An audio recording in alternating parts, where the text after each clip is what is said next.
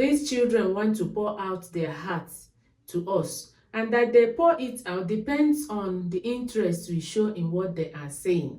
Hello, parents. I want to talk on how parents can bond well with their children. Bonding well with our children helps us to have their love, and it makes it easy for us to direct them properly.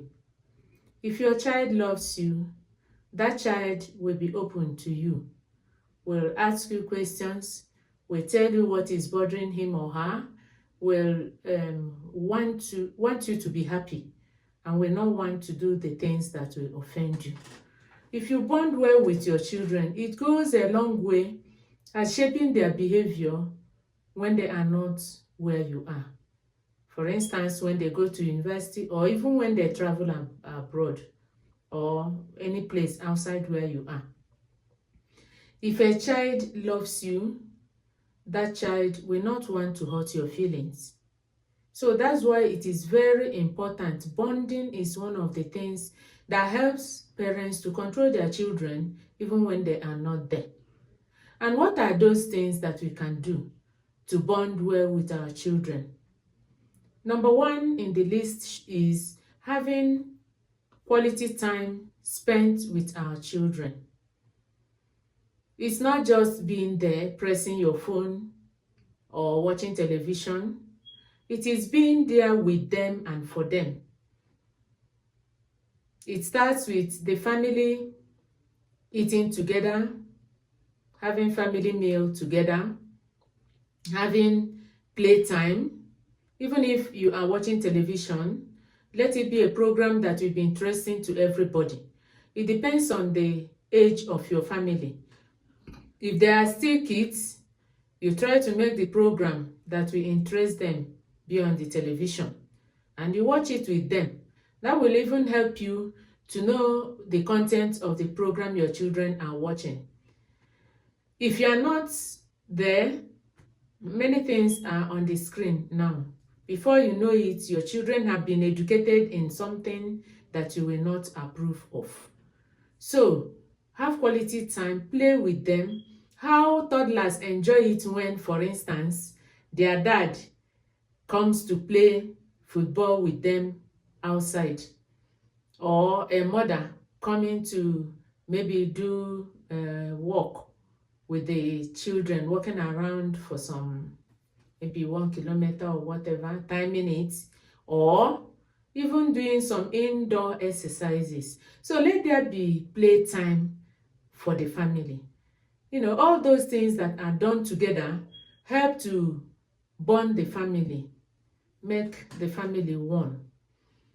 The second thing is having an open communication, having a listening ear, listening with attention and interest. It's not just being there and be doing let there be interest, let there be attention. Where you are not clear, you ask questions. And you have to consider the age of the person talking to you, or the person you are talking to. And the communication has to be one-on-one for some issues. There will be family get-together, but have time for each person to talk one-on-one with each other. The question may be, what are we going to talk on? You are the parent. You should find something to talk on.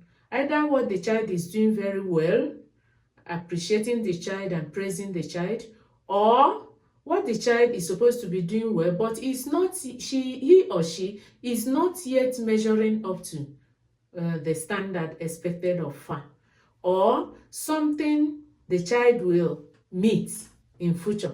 For instance, a 10-year, 11-year, 9-year, talking to that child around that age about menstruation or something. It's not something that will be said in public, or the dad talking to the child about wet dream. Those things are one-on-one talk. And if you are able to educate the child about this, it gives that child confidence that my parents care about me.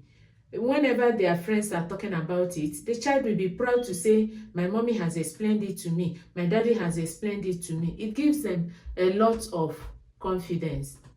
There should be family jokes. There are times when the joke, not minding the age, you laugh, they crack the joke, everybody is relaxed and laughing. So there should be open communication. Then there should be moral and emotional support. Sometimes these children are weighed down by things that are not really serious. They need somebody to talk to them, to assure them that it's not a big deal. We can handle it together. Don't worry. People pass through this. Or, I even experienced this when I was growing up. Anything. It differs from one situation to another. So let there be, or somebody is planning an event in the family, or somebody's graduation, or somebody's birthday. Everybody should be involved. Everybody should have interest, giving suggestions how it can be done and done well. So it starts from the parents. How you show interest in each of the children will make their siblings also to show interest, and they will learn. So, or if somebody is stressed out by something, talking to the person, calming the person down, making the person to have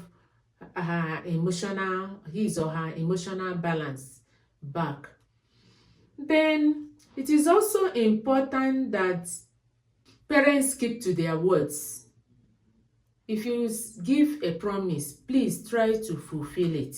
If you promise the children and you don't fulfill it, it is not to your advantage. You can't tell them lie. If there's any reason you cannot fulfill your promise, talk to them and tell them the dates you can fulfill the promise. So check what you are promising before you promise. Finally, you can't leave the children without discipline. You discipline with love. If a child does something and you want to deny the child of anything. Why I'm talking of denial is that's the most acceptable form of punishment these days, because we shouldn't abuse our child emotionally or physically because that child did something wrong. But you must correct, you must discipline that child, because any child that grows without discipline will have a problem. But that discipline has to be with love. You have to explain to the child why she should do that punishment and why that punishment is that. And don't give a punishment or a form of discipline that is far much above what the child did. Every form of punishment should be corrective. It has to correct what the child did badly. If you are giving a punishment out of your own feelings that doesn't have any relationship with what the child did and it's not correcting that child, then the whole thing is just a mess. We have to discipline our children with love. We want to bond with our children. It takes a lot of determination. All these things I have said, you have to be available to make sure that they are done. If you are not there telling another person to do it, how are you sure the person will do it well? So, in every situation, these children that God has given to us are given to us by God on trust that we should make them into good children of God, responsible people in the society, and people who are trustworthy. So we shouldn't fail in that responsibility. Therefore, a lot of prayer and good example is needed. Don't forget to send your comments, subscribe, like, and share. Thank you.